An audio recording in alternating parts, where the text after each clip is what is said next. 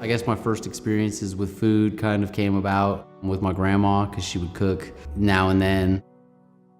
My first actual baking experience came with my father, and we were making lemon meringue pies. That's kind of how the baking part of this started.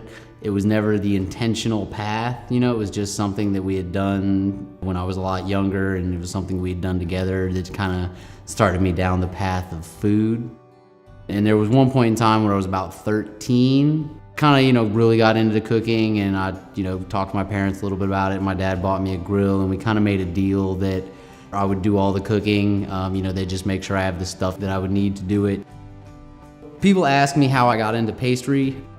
Pastry was an accident. Honestly, my first love of cooking was barbecue. It's neck and neck with pastry. The pastry thing was really good because, I'd always done art in school and been really good at it and done a lot of science, and I'd grown up working in my mom's lab and done all sorts of different experiments, and it was by a stroke of luck that Bailey was still in school, and the pastry school just happened to have one opening that semester because an international student couldn't make it.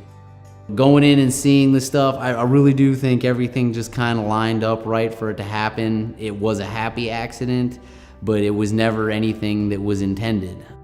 So Nils and I, back when we were in college, would sit around with our friends and talk about what we were going to do with our degrees, and we would always kind of joke like, well, it's perfect because Nils can do all the baking and I can do all the marketing, and we have hospitality management degrees, so we've got like some kind of background to start a business.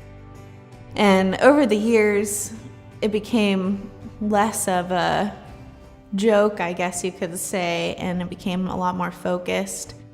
Eventually, we got to a point where we just looked at each other and we was like, let's do it. Why not?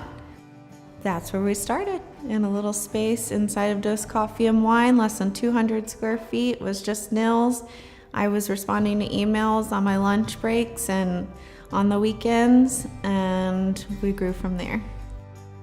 My wife Bailey, she basically handles the entire front of the house. When people come in the door, her number one focus is as she puts it, is making sure that they feel like they're at home, giving them all of the attention that they need, making sure the experience is exactly what it should be.